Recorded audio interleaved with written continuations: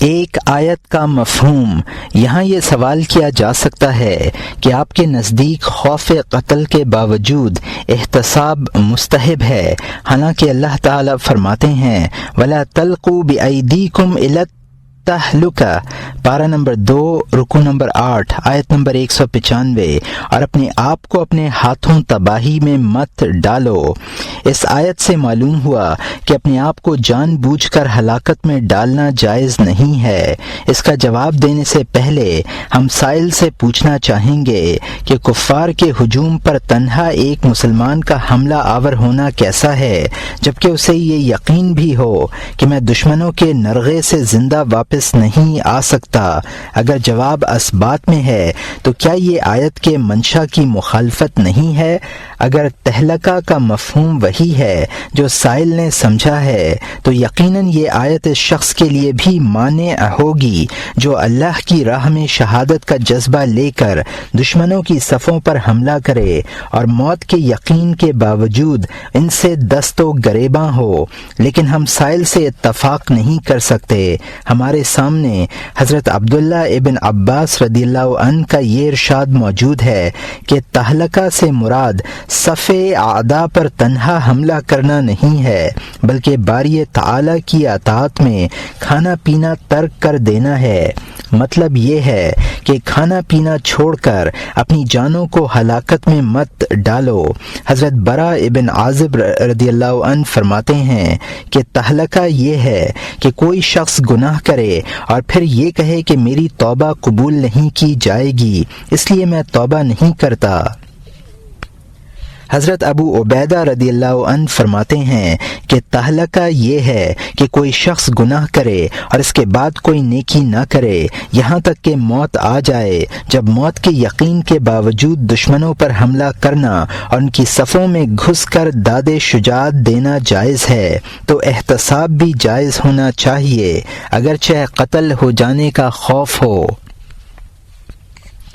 البتہ اس صورت میں کفار پر حملہ کرنا درست نہیں ہے کہ یہ یقین ہو کہ میں انہیں کوئی نقصان نہ پہنچا سکوں گا۔ مثلا نابینا یا معذور و اپاہج آدمی تنہا دشمنوں کی صفوں میں جا گھسے۔ ظاہر ہے کہ آنکھوں سے محروم اور جسم سے معذور شخص میدان جنگ میں نقصان کے علاوہ کیا کر سکتا ہے؟ ایسے شخص کے لیے حملہ کرنا جائز نہیں ہے۔ اگر اس نے کوئی اقدام کیا تو وہ اس آیت کے عموم میں داخل ہوگا، لا تلقوا بأیدیکم الی التہلکہ، یعنی تنہا صف اعداء پر حملہ کرنا اس وقت درست ہے جبکہ یہ یقین ہو کہ میں بہت سے دشمنوں کو موت کی نیند سلا کر قتل ہوں گا، یا یہ جانتا ہو کہ اگرچہ میں کسی کو قتل نہیں کر سکتا لیکن میدان جنگ میں اس طرح کود پڑنے سے دشمن خوفزدہ ہو جائیں گے، میری بہادری اور بے جگری انہیں مرعوب کر دے گی، اور وہ دوسرے مسلمانوں کے متعلق بھی یہ سوچنے پر مجبور ہوں گے کہ ان میں بھی شوق جہاد کا جذبہ اسی طرح جوان ہوگا جس طرح اس شخص میں ہے، اور وہ بھی اللہ کی راہ میں شہادت حاصل کرنے کی خاطر کسی طاقت کی پرواہ نہیں کریں گے۔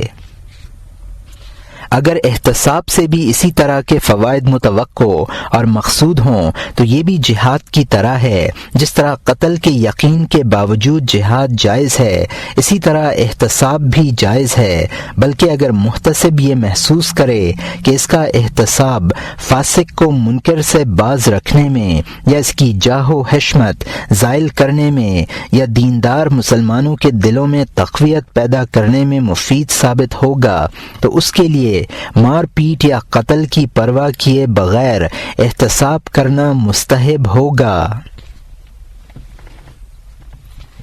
اس سلسلے میں ایک اور شرط بھی پیش نظر رہنی چاہیے کہ وہ یہ کہ متوقع ایذا کا تعلق صرف محتسب کی ذات سے ہو، دوسروں تک محتسب علیہ کی ایذا نہ پہنچے۔ اگر یہ خیال ہو کہ احتساب سے نہ صرف مجھے ضرر ہوگا بلکہ میرے ساتھ میرے دوست، احباب اور عزیز رشتہ دار بھی نقصان اٹھائیں گے، اس صورت میں احتساب کرنا جائز نہیں ہے۔ اس لیے کہ یہاں ایک منکر کا ازالہ دوسرے منکر سے ہو رہا ہے، اور یہ قاعدہ ہونے کی علامت نہیں ہے، بلکہ اگر یہ یقین ہو کہ میرے احتساب سے وہ منکر تو زائل ہو جائے گا جس کا ازالہ میرا مقصود ہے، مگر نتیجے میں دوسرا منکر پیدا ہوگا اور محتسب علیہ کے علاوہ دوسرے لوگ اس میں مبتلا ہو جائیں گے، اس صورت میں بھی ظاہر تر مذہب کی روح سے احتساب کرنا جائز نہیں ہے، اس لیے کہ مقصود یہ ہے کہ منکرات مطلقاً زائل ہو جائیں، نہ زید سے ان کا صدور ہو اور نہ عمر و بکر ان کا ارتکاب کریں۔ یہ ایسا ہی ہے جیسے کسی شخص کے پاس حلال شربت تھا، اتفاقاً نجاست گرنے سے وہ ناپاک ہو گیا، محتسب جانتا ہے کہ اگر میں نے یہ شربت گرا دیا تو محتسب علیہ یا ان کے متعلقین شراب پینے لگیں گے، گویا ایک منکر ختم ہوگا اور دوسرا منکر پیدا ہو جائے گا۔ اس صورت میں نجس شربت گرانے کی ضرورت نہیں ہے۔ بعض لوگ کہتے ہیں کہ یہ منکر زائل کر دینا ہی بہتر ہے۔ اگر محتسب علیہ یا اس کے متعلقین نے شراب کا سہارا لیا تو اس کی ذمہ داری ان پر ہوگی، محتسب کو اپنا فرض ادا کرنا چاہیے۔ یہ رائے بھی صحیح ہو سکتی ہے۔ ہمارے خیال میں یہ مسئلہ بھی ان مسائل سے تعلق رکھتا ہے جن میں گمان غالب کا اعتبار ہوتا ہے اور مبتلا بہ اپنے اجتہاد کے مطابق فیصلہ کرتا ہے۔ مثلا ایک شخص کسی دوسرے کی بکری اپنے کھانے کے لیے ذبح کر رہا ہے، محتسب جانتا ہے کہ اگر میں نے اسے روکنے کی کوشش کی تو وہ بکری کے بجائے کسی انسان کو ذبح کر کے کھا جائے گا۔ اس صورت میں منع نہ کرنا ہی بہتر ہے۔ ایک انسان کسی انسان کو قتل کر رہا ہے اور محتسب یہ جانتا ہے کہ اگر میں نے اس کو منع کیا تو وہ قتل کے ارادے سے باز آ جائے گا لیکن اس کا مال ضرور چھین لے گا۔ اس صورت میں منع کرنا بہتر ہے۔ یہ دقائق محل اجتہاد ہیں، محتسب کو چاہیے کہ وہ اپنے اجتہاد کی اتباع کرے۔ مسائل کی انہی باریکیوں کی وجہ سے ہم یہ کہتے ہیں کہ عام آدمی کو صرف ان امور میں احتساب کرنا چاہیے جو واضح اور معلوم ہوں۔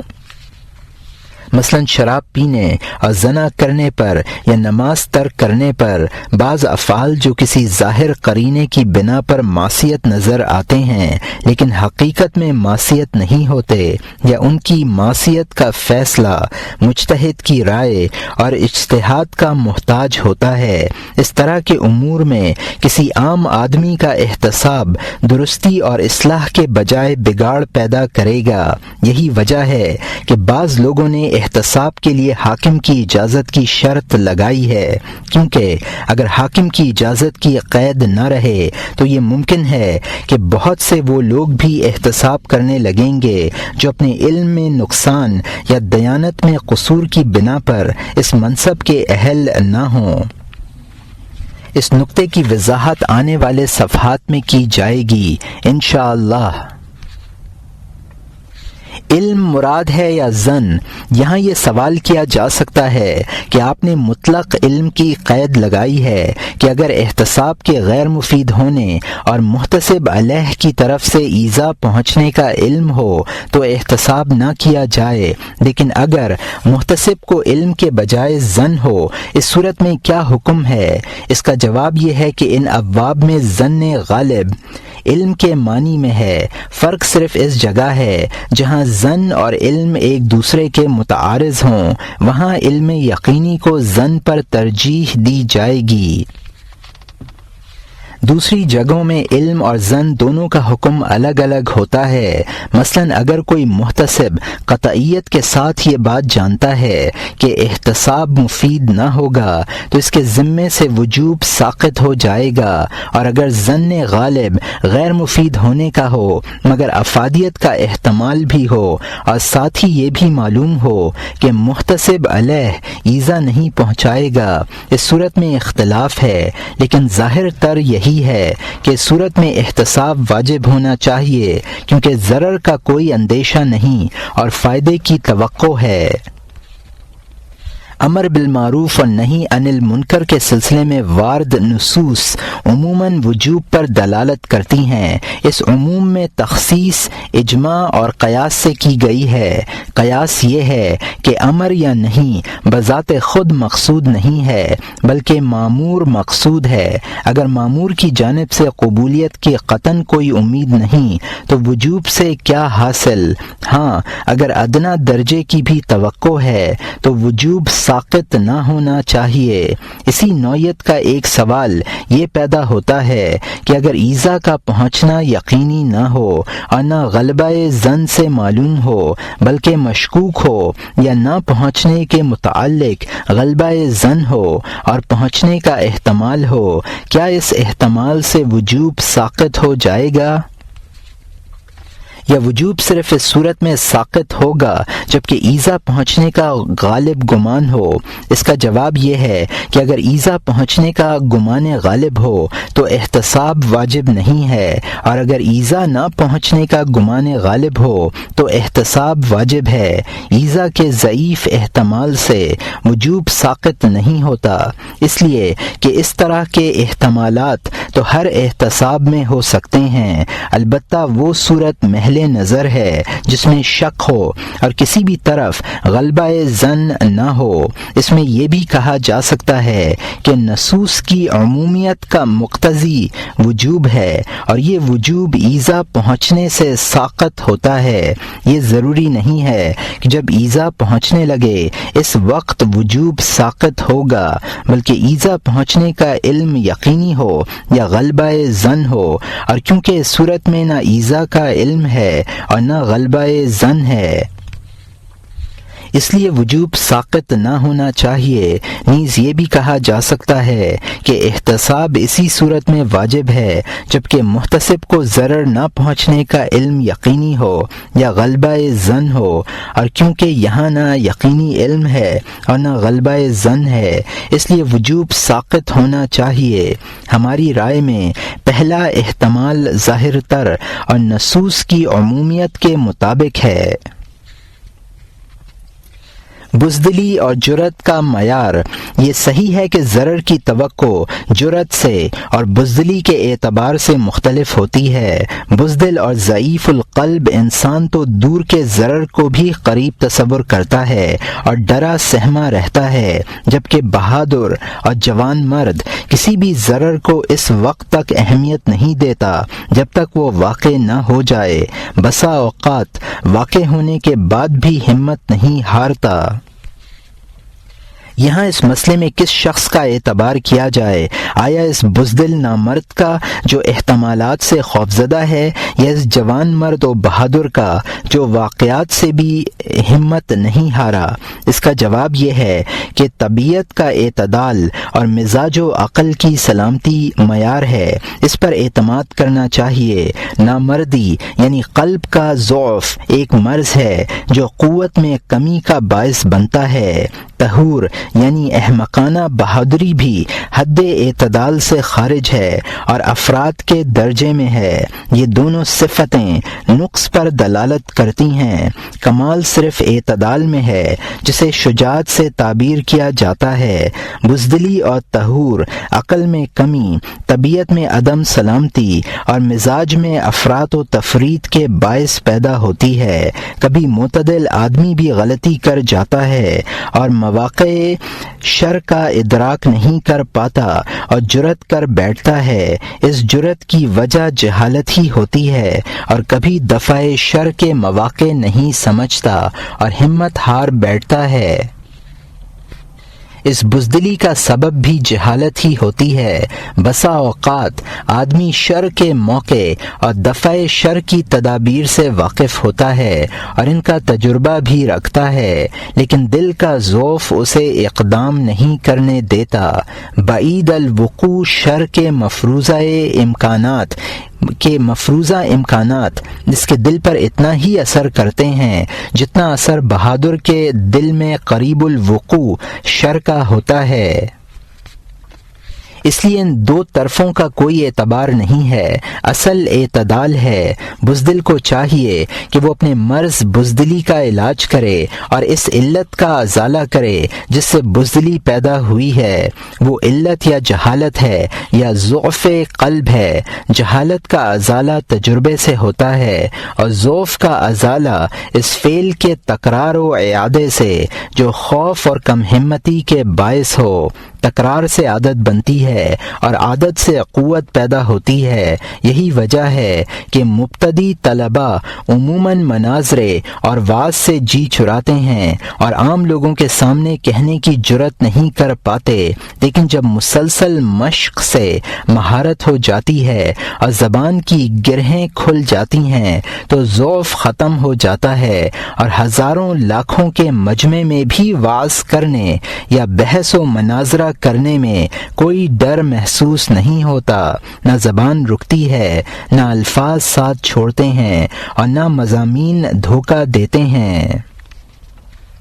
اب اگر کسی شخص کا ضعف اپنی انتہا کو پہنچ چکا ہو اور کوئی تدبیر بھی اس کے حق میں مؤثر نہ ہو تو اس کا حکم اس کی حالت کے تابع ہے۔ جس طرح بیمار بعض واجبات میں معذور تصور کیا جاتا ہے، اسی طرح اس ضعیف القلب کو احتساب کے باب میں معذور خیال کیا جائے گا۔ اس لیے ہم یہ کہتے ہیں کہ اگر کوئی شخص سمندر میں سفر کرنے پر قادر نہ ہو اور بہت زیادہ خوف محسوس کرتا ہو، اس پر حج فرض نہیں ہے، اور جس شخص کا خوف معمولی اور فطری ہو اس پر واجب ہے۔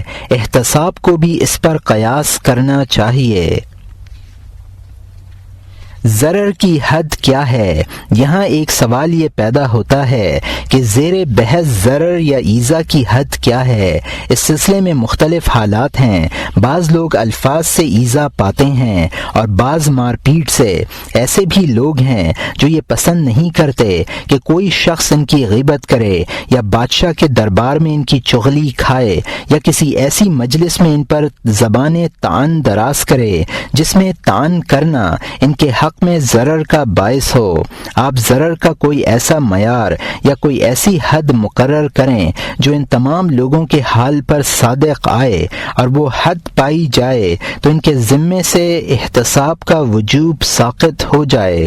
ہم اس کے جواب میں عرض کریں گے کہ سوال میں اٹھائی گئی بحث بھی انتہائی دقیق ہے۔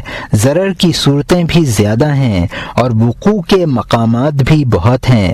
پھر بھی ہم کوشش کریں گے کہ اس کی قسمیں حصر کے ساتھ لکھ دی جائیں تاکہ مغالطہ نہ ہو۔ جاننا چاہیے کہ ایذا مطلوب کے مخالف ہے اور دنیا میں مخلوق کے مطالب چار ہیں۔ نفس میں علم مطلوب ہے، جسم میں صحت اور تندرستی مطلوب ہے، مال میں ثروت مطلوب ہے اور لوگوں کے دلوں میں عزت و جاہ مطلوب ہے۔ یہ کل چار مطالب ہوئے: علم، صحت، ثروت اور جاہ۔ جاہ کے معنی ہے لوگوں کے دلوں کا مالک ہونا۔ جس طرح آدمی مال کا مالک ہو کر اسے اپنی اغراض میں استعمال کرتا ہے، اسی طرح لوگوں کے دلوں کا اقتدار حاصل کر کے انہیں بھی اپنی اغراض کا وسیلہ بنا سکتا ہے۔ جاہ کی تحقیق اور اس کی طرف انسانی طبائع کے میلان کا سبب احیاء العلوم کی تیسری جلد میں بیان کیا جائے گا۔ انشاءاللہ فی الحال ہم مذکورہ مطالب پر نظر ڈالتے ہیں۔ یہ چاروں مطالب نہ صرف یہ کہ آدمی اپنے لیے چاہتا ہے بلکہ اپنے اقارب و مخصوصین کے لیے بھی طلب کرتا ہے، اور ان چاروں میں دو امر ناپسند کرتا ہے۔ ایک یہ کہ جو چیز موجود اور حاصل ہو وہ فوت ہو جائے، اور دوم یہ کہ جو چیز اپنے پاس نہ ہو بلکہ ہو وہ نہ ملے۔ معلوم ہوا کہ ایذا کی صرف دو ہی وجہیں ہیں، ایک حاصل کا فوت ہونا اور دوسری متوقع چیز کا نہ ملنا۔ ہونا۔ متوقع اس چیز کو کہا جاتا ہے جس کا حصول ممکن ہو۔ جو چیز ممکن الحصول ہو وہ گویا حاصل ہی ہے، اس کے امکان کا ختم ہونا گویا حصول کا فوت ہونا ہے۔ اس کا مطلب یہ ہے کہ ضرر کی صرف دو قسمیں ہیں، ایک متوقع چیز کے حاصل نہ ہونے کا اندیشہ۔ اس صورت میں امر بالمعروف اور نہی عن المنکر ترک کرنے کی اجازت دینا کسی بھی طرح مناسب نہیں ہے۔ ہم مذکورہ بالا چاروں مطالب میں اس ضرر کے اندیشے کی مثال بیان کرتے ہیں۔ علم کی مثال یہ ہے کہ کوئی شخص اپنے استاد کے کسی قریبی عزیز پر اس خوف سے نکیر نہ کرے کہ وہ استاد سے میری برائی کرے گا اور استاد مجھ سے ناراض ہو جائیں گے اور مجھے تعلیم نہ دیں گے۔ صحت کی مثال یہ ہے کہ کوئی شخص ریشمی لباس پہننے والے حکیم کے پاس جائے اور اسے منع نہ کرے محض اس خوف کی بنا پر کہ اگر کبھی میں بیمار ہوا تو یہ حکیم میرا علاج نہیں کرے گا اور اس طرح میری متوقع تندرستی رک جائے گی۔ مال کی مثال یہ ہے کہ بادشاہ عمراء اور اہل ثروت پر نکیر نہ کرے محض اس خوف سے کہ وہ مالی امداد کا سلسلہ بند کر دیں گے۔ جاہ کی مثال یہ ہے کہ جس شخص سے مستقبل میں اعانت، تائید اور نصرت کی توقع ہو اس کی ہر برائی سے چشم پوشی کرے اور اس ڈر سے اس کا احتساب نہ کرے کہ میں اس کی اعانت و تائید سے محروم ہو جاؤں گا اور جو منصب مجھے حاصل ہونے والا ہے وہ حاصل نہیں ہوگا۔ اس طرح کے اندیشوں سے احتساب کا وجوب ساقط نہیں ہوتا، کیونکہ مذکورہ بالا مثالوں میں زیارات کے عدم حصول کا خوف ہے اور زائد چیزوں کا نہ ملنا مجازی ضرر ہے، حقیقی ضرر نہیں ہے۔ حقیقی ضرر یہ ہے کہ کوئی چیز اپنی ملکیت میں ہو اور وہ ضائع ہو جائے۔ البتہ زیادات میں صرف وہ چیزیں مستثنی ہیں جن کی ضرورت شدید ہو اور جن کے نہ ملنے کا ضرر امر بالمعروف کا فریضہ ترک کرنے اور منکر پر خاموش رہنے کے مقابلے میں زیادہ ہو۔ مثلا ایک شخص بیمار ہے اور توقع ہے کہ حکیم کی تشخیص و تجویز سے اس کا مرض جاتا رہے گا اور وہ تندرست ہو جائے گا، ساتھ ہی یہ بھی جانتا ہے اگر حکیم کے پاس جانے میں دیر کی گئی تو مرض شدت اختیار کر لے گا۔ عجب نہیں کہ یہ مرض سنگین ہو جائے اور ہلاکت کی نوبت آ جائے۔ جاننے سے ہماری مراد ظن غالب ہے، وہ ظن غالب جس کی بنا پر پانی کا استعمال ترک کر کے تیمم کی طرف رجوع کیا جاتا ہے۔ اگر ظن غالب اس درجے کا ہو تو ترک احتساب کی اجازت دی جا سکتی ہے۔ یہ صحت میں ضرورت کی مثال تھی۔ علم میں اس کی مثال یہ ہے کہ کوئی شخص دین کے بنیادی عقائد و احکام سے ناواقف ہو اور پورے شہر میں صرف ایک عالم ایسا موجود ہے جو اسے ان احکام کی تعلیم دے سکتا ہے، دوسرے علماء موجود ہیں لیکن وہ ان کے پاس جانے پر قادر نہیں ہے، اور وہ یہ جانتا ہے کہ محتسب علیہ اس عالم کا عزیز ہے اور وہ عالم مذکور کو تعلیم نہ دینے پر مجبور کر سکتا ہے۔ یہاں دو ممنوعہ امور کا اجتماع ہے، مہمات دین سے ناواقف رہنا بھی ممنوع ہے اور منکر پر سکوت اختیار کرنا بھی منع ہے۔ اس صورت میں قیاس کا تقاضا یہ ہے کہ کسی ایک جانب کو ترجیح دی جائے۔ اگر امر منکر نہایت فحش اور قبیح ہو تو احتساب کو ترجیح ملنی چاہیے، اور امور دین کی حاجت زیادہ ہو تو عدم احتساب کو ترجیح دی جانی چاہیے۔ مال میں حاجت کی مثال یہ ہے کہ محتسب کمانے یا کسی کے سامنے دست سوال دراز کرنے سے عاجز ہے اور توکل کی قوت سے بھی محروم ہے۔ صرف ایک شخص ایسا ہے جو اس کے نان نفقہ کے مصارف برداشت کرتا ہے۔ اگر اس پر احتساب کیا گیا تو اندیشہ یہ ہے کہ وہ ناراض ہو جائے گا اور محتسب کی امداد کا سلسلہ بند کر دے گا۔ اس کا نتیجہ یہ ہوگا کہ محتسب کو اپنے نفقے کے لیے حرام مال کا سہارا لینا پڑے گا یا بھوک سے ہلاک ہو جائے گا۔ جاہ میں احتیاج کی مثال یہ ہے کہ کوئی شر پسند محتسب کے کے درپے آزار ہے، اس کی ایذا سے محفوظ رہنے کی صرف ایک ہی تدبیر ہے، وہ یہ کہ بادشاہ کے دربار میں اس کی رسائی ہو، لیکن اس کا وسیلہ ایک ایسا شخص ہے جو منکر میں مبتلا ہے۔ اب اگر اسے برا کہا جائے تو یہ خدشہ ہے کہ وہ بادشاہ تک پہنچنے کے لیے اس کا وسیلہ بننے سے انکار کر دے گا۔ عجب نہیں کہ وہ دربار شاہی میں اس کی رسوائی کا سامان کر دے۔ اس صورت میں بھی ترک احتساب کی اجازت دی جائے گی۔ اس طرح کی ضرورتیں اگر قوی ہوں انہیں مستثنیٰ کیا جا سکتا ہے، مگر ان کا مدار محتسب کے اجتہاد پر ہے۔ جب بھی اس طرح کے حالات پیش آئیں وہ اپنے دل سے فتویٰ لے، اپنی ضرورت کی شدت اور منکر کی قباحت میں موازنہ کرے اور ان دونوں میں سے کسی ایک کو دینی نقطۂ نظر سے ترجیح دے، نہ کہ اپنی خواہش سے۔ دینی نقطۂ نظر سے ان امور کو ترجیح دے کر سکوت کرنے کا نام مدارات ہے، اور خواہش نفس کی وجہ سے خاموش رہنے کا نام مداہنت ہے۔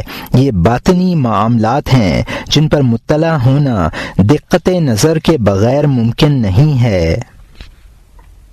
ہر دیندار صاحب ایمان کے لیے ضروری ہے کہ وہ ہر لمحہ ہر آن اپنے قلب کا نگراں رہے اور یہ یقین رکھے کہ اللہ تعالی ہمارے ہر فعل کی حقیقت پر مطلع ہے، اور یہ جانتا ہے کہ اس کا منبع رضائے الہی یا خواہش نفس ہے۔ اللہ تعالی کے ہاں ہر نیکی کا اجر اور ہر بدی کا بدلہ موجود ہے، خواہ وہ نیکی یا بدی دل کے التفات اور نظر کے اشارے ہی کی صورت میں کیوں نہ ہو۔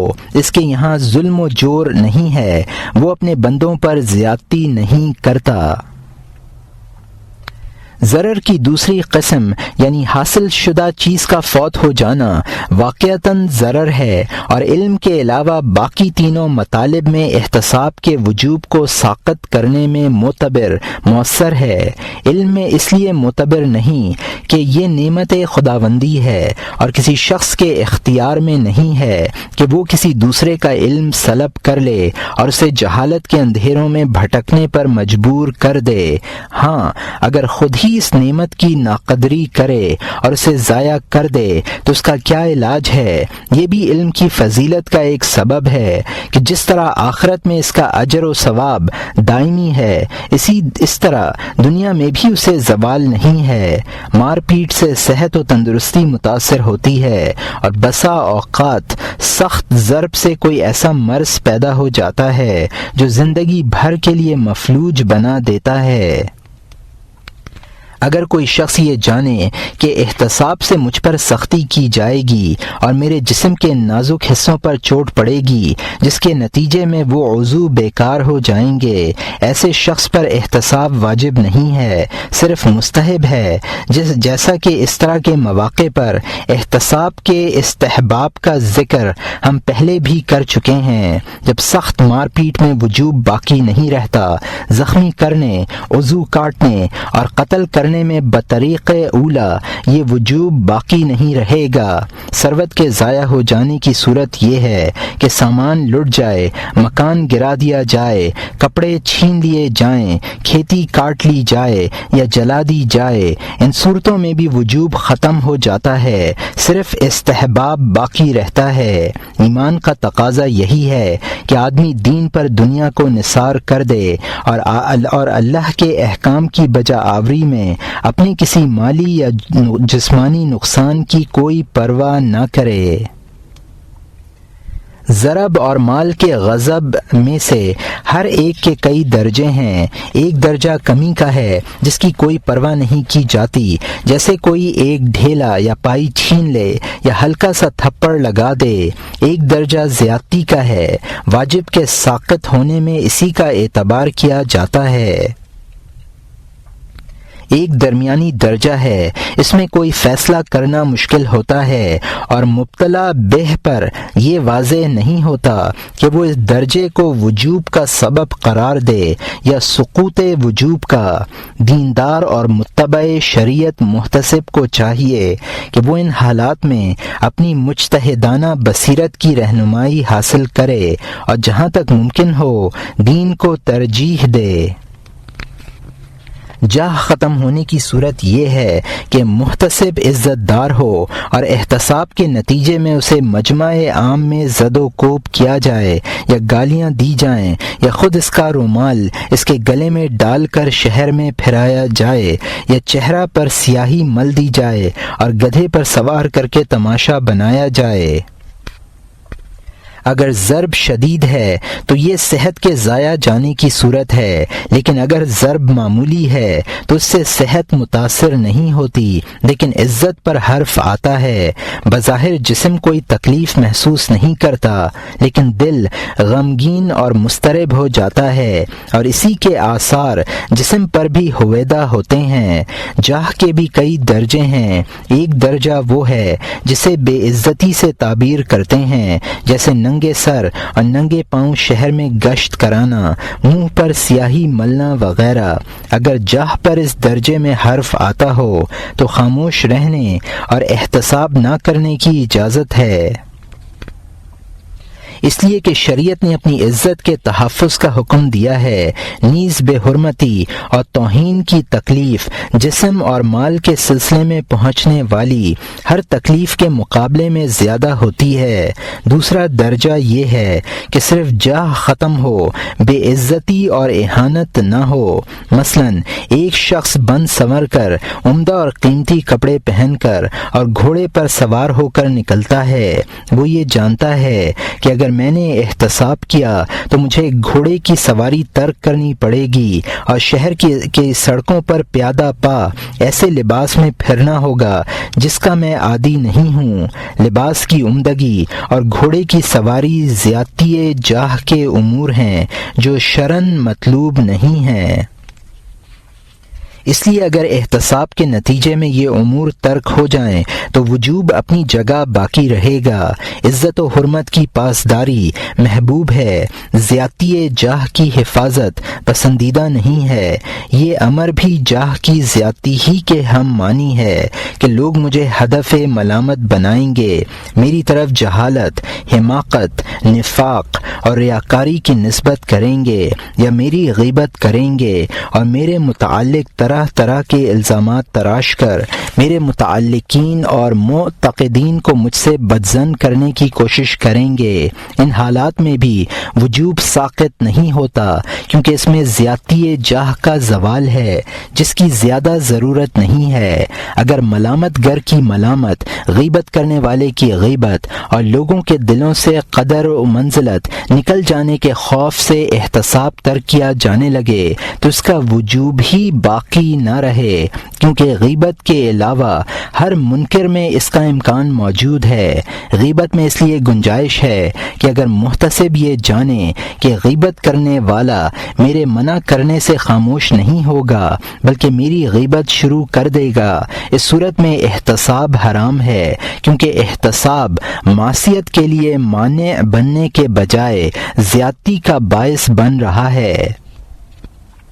البتہ اگر یہ جانے کہ میرے منع کرنے سے غیبت کرنے والا شخص اس شخص کی غیبت سے باز آ جائے گا جس کی وہ غیبت کر رہا ہے، اس کے بجائے میری غیبت شروع کر دے گا، اس صورت میں احتساب واجب کے بجائے مستحب ہو جاتا ہے، کیونکہ اپنی آبرو کی حفاظت سے زیادہ اہم اور لائق اجر یہ ہے کہ دوسرے کی آبرو کی حفاظت کی جائے۔ جذبہ ایثار کا تقاضا بھی یہی ہے۔ شرعی نصوص کے عموم سے ثابت ہوتا ہے کہ احتساب واجب ہے اور منکر پر خاموش رہنے میں زبردست خطرہ ہے۔ یہ احتساب اسی صورت میں ساقط ہو سکتا ہے جبکہ نفس، مال، آبرو اور جسم میں اسی طرح کے کسی خطرے یا نقصان کا خوف ہو۔ حشمت و جاہ کی زیادتی کی طلب اور لوگوں کی مدح سرائی کی خواہش شرع کی نظر میں پسندیدہ نہیں ہے، اس لیے اس کا نقصان منکر پر خاموش رہنے کے نقصان کا مقابلہ نہیں کر سکتا۔ اقارب کو ایذا پہنچنے کا خوف، اس میں شک نہیں ہے کہ دوسروں کو ایذا پہنچنے کی تکلیف اپنے آپ کو ایذا پہنچنے کی تکلیف سے بہت کم ہوتی ہے۔ اس لحاظ سے اگر محتسب علیہ محتسب کو تکلیف پہنچانے کے بجائے اس کے اقارب یعنی ماں باپ اولاد وغیرہ کو تکلیف پہنچائے تو وہ وجوب ساقط نہ ہونا چاہیے، کیونکہ دینی نقطۂ نظر سے دوسرے شخص کا حق اپنے حق سے زیادہ اہم اور موقد ہے۔ اس لیے محتسب خود اپنے حق میں تو تسامح سے کام لے سکتا ہے، لیکن دوسرے کی حق تلفی کرنا اس کے لیے جائز نہیں ہے۔ اس صورت میں جبکہ اقارب کو ایذا پہنچنے کا اندیشہ ہو، احتساب نہ کرنا چاہیے، اس لیے کہ اقارب کے حقوق کا ضیاع دو حال سے خالی نہیں ہے، یا تو محتسب علیہ معصیت کے طور پر ان کے حقوق ضائع کرے گا جیسے مارنا، لوٹنا وغیرہ، اس صورت میں احتساب جائز نہیں ہے، کیونکہ یہاں ایک منکر سے باز رکھنے کے نتیجے میں دوسرا منکر پیدا ہو رہا ہے، یا ان کی حق تلفی معصیت کی راہ سے نہیں ہوگی۔ اس صورت میں بھی احتساب درست نہیں ہے، کیونکہ اس میں بھی مسلمانوں کو ایذا پہنچانا ہے، اور کسی مسلمان کے لیے جائز نہیں کہ وہ دوسرے کی رضامندی کے بغیر کوئی ایسا کام کرے جس سے اسے ضرر لاحق ہو یا ایذا پہنچے۔ بہرحال اگر یہ خوف ہو کہ احتساب کا ضرر میرے بجائے میرے اقارب کو لاحق ہوگا تو احتساب نہ کرنا چاہیے۔ اس کی مثال ایسی ہے جیسے کوئی شخص تارک الدنیا ہے، نہ اس کے پاس مال و متاع ہے، نہ جائیداد ہے، نہ منصب ہے، بلکہ اس کے اقارب مالدار ہیں، وہ جائیداد بھی رکھتے ہیں اور اعلیٰ مناصب پر بھی فائز ہیں۔ اس شخص کو اپنی بے سر و سامانی کے پیش نظر اپنے کسی ذاتی نقصان کا کوئی اندیشہ نہیں ہے۔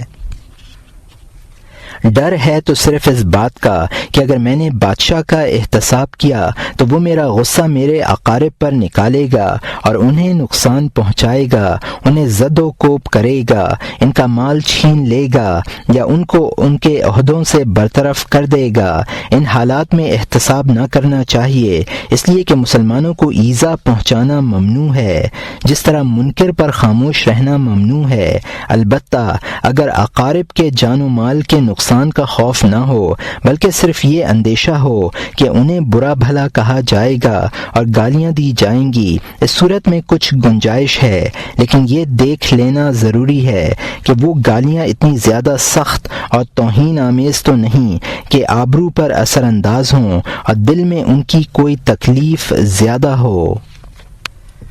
معصیت کے خلاف قتال۔ یہاں ایک سوال یہ پیدا ہوتا ہے کہ اگر کوئی شخص اپنے جسم کا کوئی عضو کاٹے ڈال رہا ہو اور یہ خیال ہو کہ زبان سے منع کرنا اس کے حق میں مؤثر نہیں ہوگا بلکہ قتال کی ضرورت پیش آئے گی، یہ بھی ہو سکتا ہے کہ قتال میں وہ شخص مارا جائے، کیا اس صورت میں اسے قتال کرنا چاہیے یا نہیں؟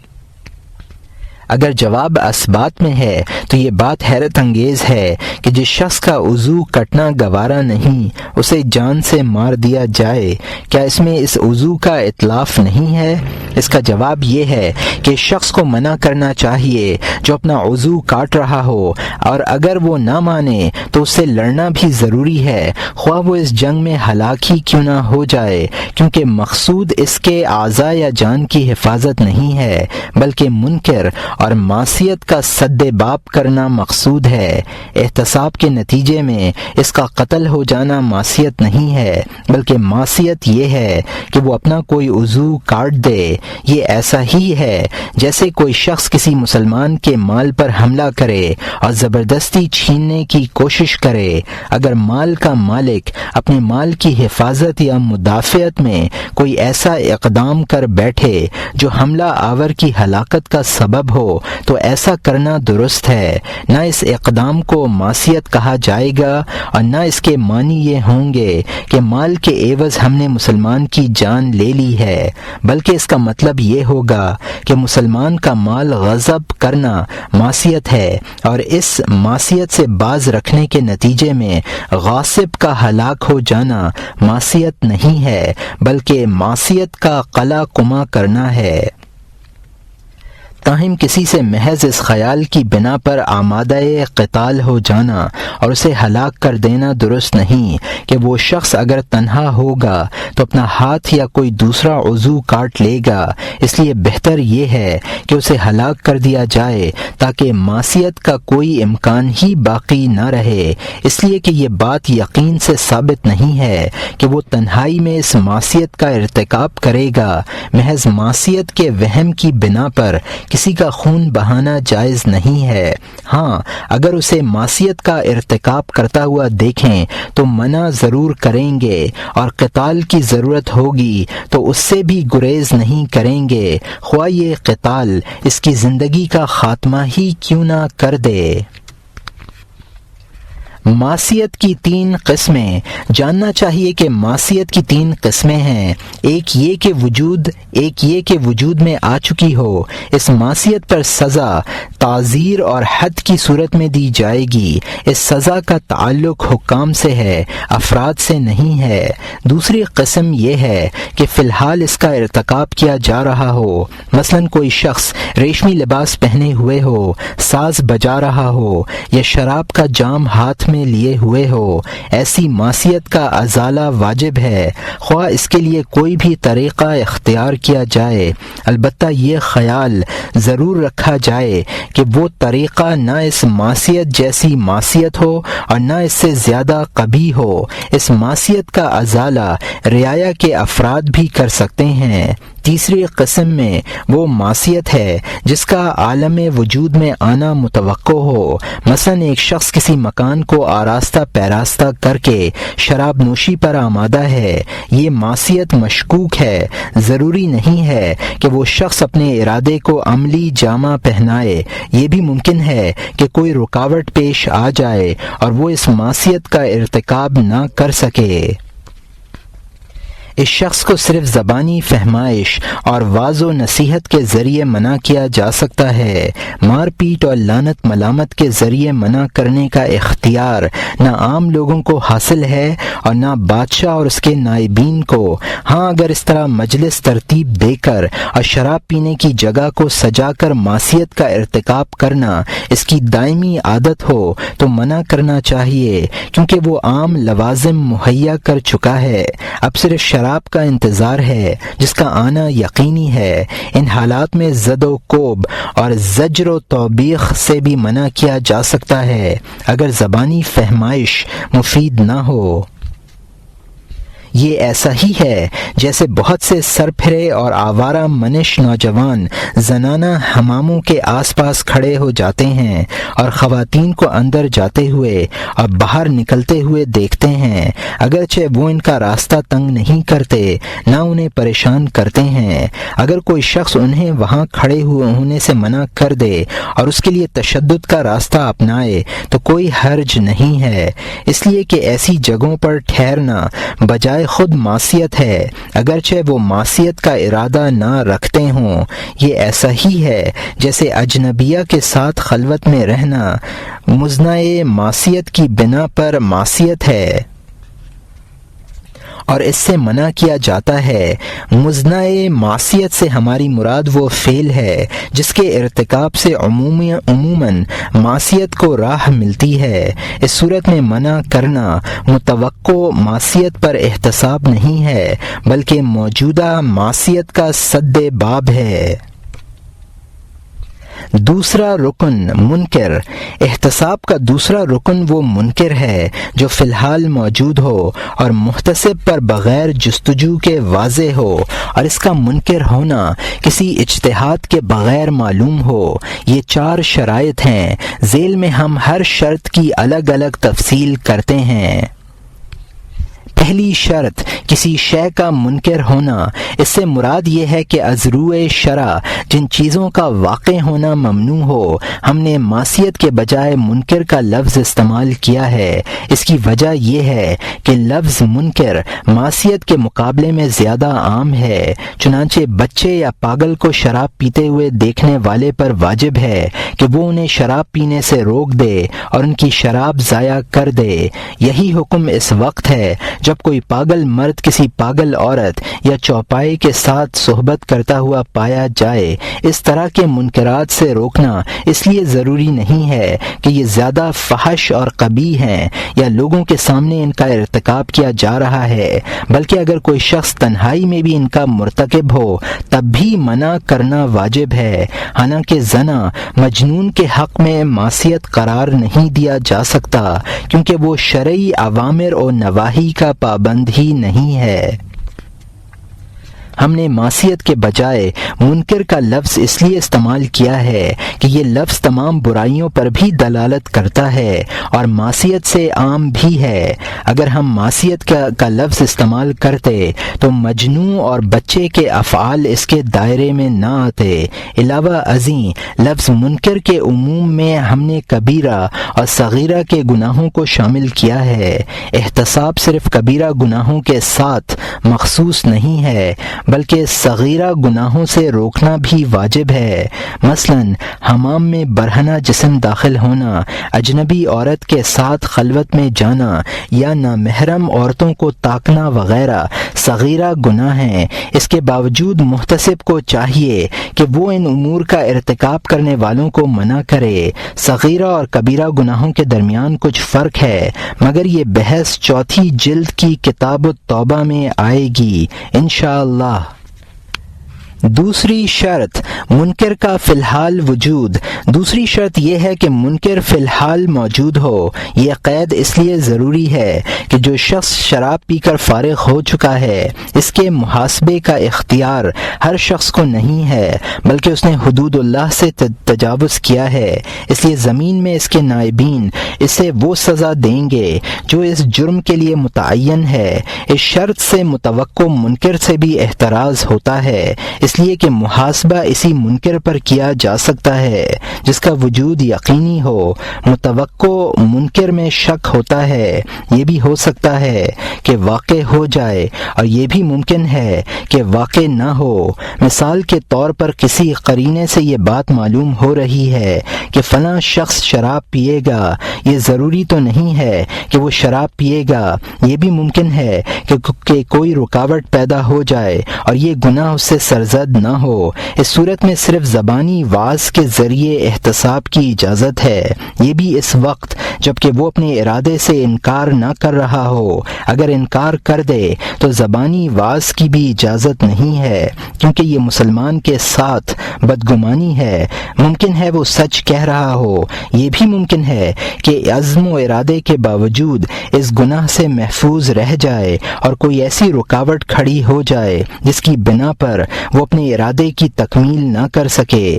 البتہ اس حکم سے وہ صورتیں مستثنی رہیں گی جو مزنۂ معصیت نہیں، جیسے اجنبیہ عورت کے ساتھ خلوت میں رہنا یا حمام کے قریب کھڑے ہونا وغیرہ۔ اس استثناء کی وجہ ہم پہلے رکن کی بحث میں بیان کر چکے ہیں۔ تیسری شرط منکر کا جستجو کے بغیر اظہار۔ تیسری شرط یہ ہے کہ وہ منکر کسی تجسس کے بغیر محتسب پر ظاہر ہو جائے۔ چنانچہ اگر کوئی شخص اپنے گھر میں چھپ کر معصیت کا ارتکاب کرتا ہو تو اس کی ٹوہ میں لگنا جائز نہیں ہے۔ اللہ تعالیٰ نے کسی شخص کے عیوب تلاش کرنے سے منع فرمایا ہے۔ اس سلسلے میں حضرت عمر رضی اللہ عنہ اور حضرت عبد الرحمن ابن عوف رضی اللہ عنہ کا واقعہ مشہور ہے۔ ہم نے کتاب الصحبہ میں یہ واقعہ نقل بھی کیا ہے۔ اسی طرح کا ایک واقعہ یہ ہے کہ حضرت عمر رضی اللہ عنہ کسی شخص کی دیوار کے اوپر چڑھ گئے اور مکان میں جھانکنے لگے۔ وہ شخص اس وقت کسی برائی میں مشغول تھا۔ آپ نے اسے تنبیہ فرمائی۔ اس شخص نے عرض کیا کہ امیر المومنین، میں نے اللہ تعالی کے حکم کی نافرمانی کی ہے، جبکہ آپ بیک وقت 3 حکموں کو ماننے سے عملی طور پر انکار کر رہے ہیں۔ آپ نے فرمایا وہ 3 حکم کیا ہیں؟ اس نے عرض کیا کہ اللہ تعالی کا ارشاد ہے وَلَا تَجَسَّسُوا، پارہ نمبر 26 رکوع نمبر 14 آیت نمبر 12، اور سراغ مت لگایا کرو، حالانکہ آپ جاسوسی کر رہے ہیں اور میرے عیوب تلاش کر رہے ہیں۔ اللہ تعالی کا دوسرا حکم یہ ہے وَأْتُوا الْبُيُوتَ مِنْ أَبْوَابِهَا، پارہ نمبر 2 رکوع نمبر 7 آیت نمبر 189، اور گھروں میں ان کے دروازوں سے آؤ، آپ اس حکم کے الرغم دیوار کے راستے تشریف لائے، قاعدے میں آپ کو دروازے سے آنا چاہیے تھا۔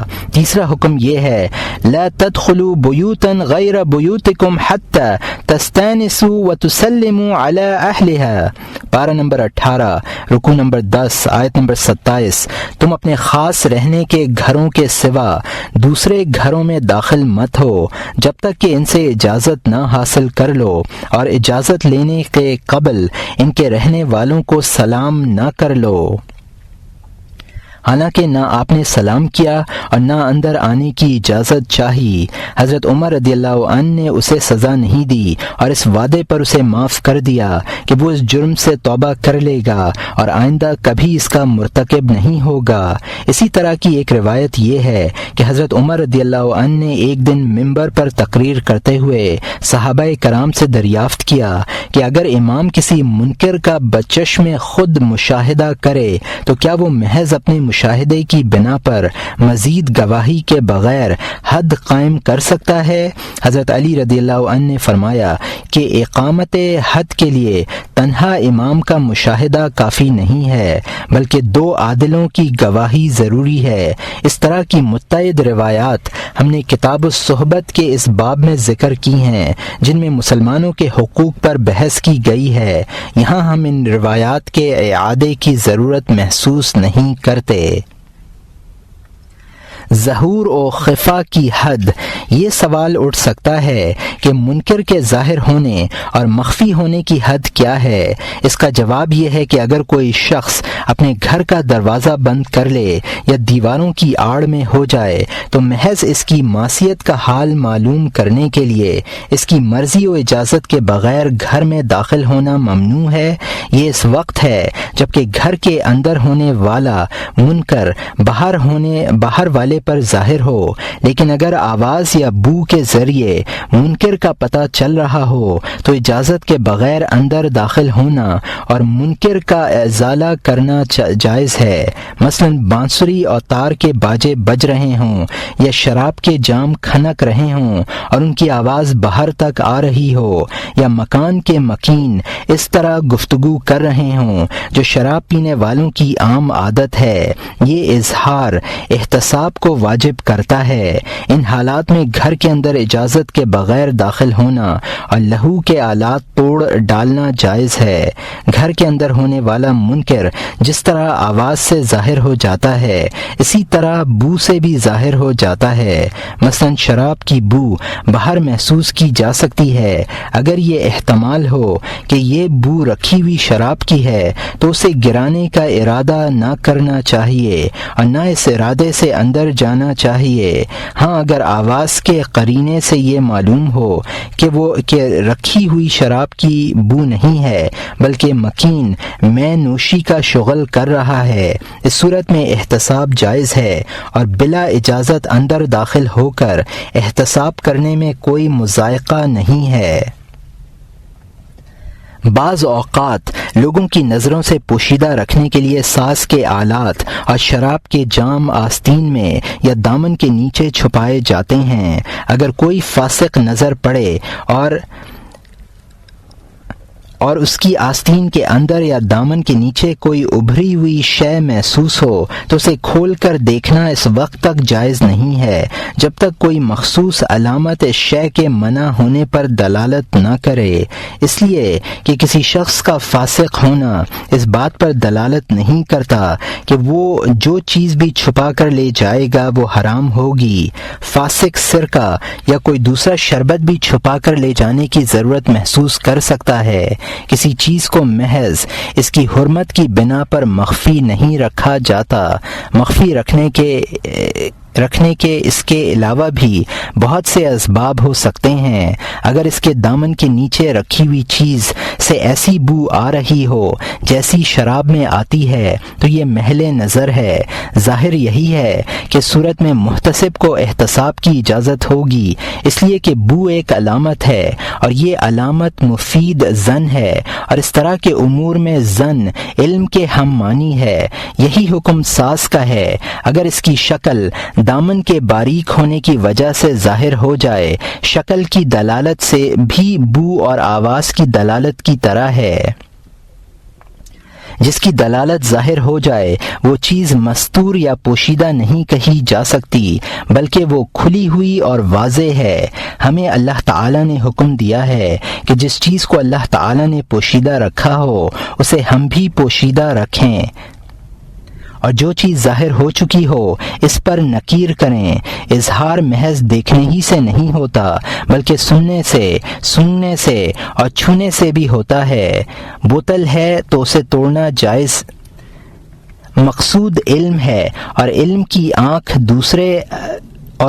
آنکھ کی طرح دوسرے حواس سے بھی ہوتا ہے۔ چنانچہ اگر یہ ثابت ہو جائے کہ کپڑے کے نیچے شراب کی بوتل ہے تو اسے توڑنا جائز ہے، لیکن یہ کہنا درست نہیں کہ یہ بوتل مجھے دکھاؤ تاکہ معلوم ہو کہ اس میں شراب ہے یا نہیں، اس لیے کہ یہ تجسس ہے، اور تجسس کے معنی ہے کہ ایسی علامت کی تلاش میں لگنا جو کسی چیز کا حال بتلائیں۔ ہاں، اگر یہ علامتیں خود بخود ظاہر ہو جائیں اور ان سے کسی چیز کا حال معلوم ہو جائے تو بلا شبہ اس کے مقتضی پر عمل کرنا جائز ہے۔ چوتھی شرط، اجتہاد کے بغیر منکر کا اظہار۔ چوتھی شرط یہ ہے کہ اجتہاد کے بغیر کسی چیز کا منکر ہونا معلوم ہو۔ چنانچہ جو چیزیں بھی محل اجتہاد ہیں ان میں احتساب نہیں کیا جا سکتا۔ اس شرط کی روح سے کسی حنفی کے لیے یہ جائز نہیں کہ وہ گوہ، کفتار اور متروک کو تسمیح، یعنی وہ جانور جس پر ذبح کے وقت تسمیہ نہ پڑھا گیا ہو، کہ کھانے کے باب میں شافعی پر انکار کرے۔ نہ کسی شافعی کے لیے جائز ہے کہ وہ حنفی کو غیر مسکر یعنی غیر نشہ آور نبیس پینے، ذوی الارحام کو ترکہ دینے اور جوار کے حق شفا کے ذریعے حاصل کیے ہوئے مکان میں بیٹھنے کے سلسلے میں ہدف ملامت بنائے، کیونکہ یہ مجتہد فیہ مسائل ہیں۔ البتہ اگر ایک شافعی دوسرے شافعی کو اپنے امام کے مسلک کے خلاف عمل کرتے ہوئے دیکھے تو اس میں تردد ہے۔ مثلا کوئی شخص نبیس پی رہا ہو یا ولی کی اجازت کے بغیر کسی عورت سے نکاح کر کے صحبت کر رہا ہو، ظاہر تر یہی ہے کہ اگر وہ شافعی ہے تو اسے منع کیا جائے گا، کیونکہ کوئی عالم بھی اس کا قائل نہیں کہ مجتہد کو دوسرے مجتہد کے اجتہاد کے مطابق عمل کرنا جائز ہے، اور نہ یہ کسی عالم کا مسلک ہے کہ کوئی مقلد اپنے امام کی پیروی ترک کر کے اس کو افضل اور افقہ سمجھنے کے باوجود دوسرے امام کی اتباع شروع کر دے، یا سب مذاہب میں سے وہ باتیں منتخب کر لے جن میں سہولت ہو اور اسے اچھی لگتی ہوں۔ ہر مقلد کے لیے ضروری ہے کہ وہ تمام مسائل میں ان مسائل کی تفصیل کے مطابق اپنے امام کی پیروی کرے اور اس کی تقلید سے باہر نہ جائے۔ اپنے امام کی مخالفت با اتفاق علماء منکر ہے اور اس منکر کا مرتکب گناہگار ہے۔ تاہم ایک شخص دوسرے شخص کا اس کے مذہب کی حدود میں رہ کر احتساب کر سکتا ہے اور اسے اپنے امام کے خلاف عمل کرنے سے منع کر سکتا ہے۔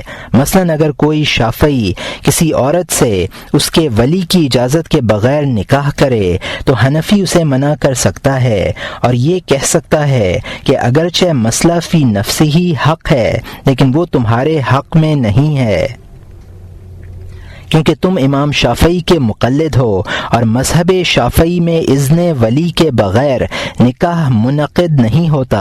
اس صورت میں تمہارا یہ فعل معصیت ہے، اگرچہ اللہ تعالیٰ کے نزدیک درست ہو۔ اسی طرح کوئی حنفی کسی شافعی کے ساتھ گوہ، کفتار یا متروک التسمیہ مذبوحہ جانور کا گوشت کھانے میں شریک ہو جائے تو وہ شافعی اسے منع کر سکتا ہے اور یہ کہہ سکتا ہے کہ اگر تم ان چیزوں کو کھانا چاہتے ہو تو اپنے امام کی تقلید ترک کرو اور جملہ امور میں امام شافعی کی پیروی اختیار کرو۔ یہاں ایک ایسا مسئلہ زیر بحث آتا ہے جس کا تعلق محسوسات سے ہے۔ مثال کے طور پر ایک بہرا شخص کسی عورت سے زنا کے ارادے سے صحبت کر رہا ہو اور محتسب کو معلوم ہے کہ یہ عورت اس کی بیوی ہے، اس کے باپ نے بچپن ہی میں اس کا نکاح اس عورت سے کر دیا تھا، لیکن اس شخص کو یہ معلوم نہیں کہ میں جس عورت سے زنا کر رہا ہوں وہ میری بیوی ہے۔ محتسب اس موقع پر اپنی ذمہ داری ادا کرنے سے اس لیے قاصر ہے کہ زانی بہرا ہے، زبان سے کچھ کہنا بے سود ہے، یا اس شخص کی قوت سماعت ٹھیک ہے لیکن محتسب کی زبان سے واقف نہیں ہے۔ اس صورت میں اس کا اقدام صحبت زنا ہے، کیونکہ وہ اس عورت کو اجنبیہ فرض کیے ہوئے ہے، اگرچہ وہ واقع میں اس کی بیوی ہے۔ وہ اپنے اس اعتقاد کی بنا پر عاصی ہوگا اور آخرت میں سزا کا مستحق قرار پائے گا۔ محتسب کو چاہیے کہ وہ عورت کو منع کر دے، حالانکہ یہ منع کرنا عجیب بھی معلوم ہوتا ہے کیونکہ وہ حقیقت میں اس کی منکوحہ ہے اور اس سے اعتبار سے حلال بھی ہے۔ یہی وجہ ہے کہ اگر کوئی شخص اپنی منکوحہ کی طلاق کو محتسب کے قلب کی کسی صفت مثلا ناراضگی، خوشی اور ارادہ و خواہش پر معلق کر دے اور وہ صفت پائی جائے تو طلاق واقع ہو جائے گی۔ اگر محتسب جانتا ہے کہ جس صفت پر شوہر نے طلاق کو معلق کیا تھا وہ پائی گئی تھی، نتیجے میں طلاق واقع ہو گئی تھی، یہ صحیح ہے کہ وہ دونوں صفت کے وجود سے اپنی ناواقفیت کی بنا پر گناہگار نہیں ہوں گے، لیکن اسے یہ ثابت نہیں ہوتا کہ ان کا فعل منکر نہیں رہا۔ یہ فعل مجنوں کے زنا سے کسی بھی طرح کم نہیں ہے۔ ہم پہلے لکھ چکے ہیں کہ مجنوں اگر اس فعل میں مشغول پایا جائے تو اسے منع کیا جائے گا، اگرچہ وہ شرعی اوامر کا پابند نہیں ہے۔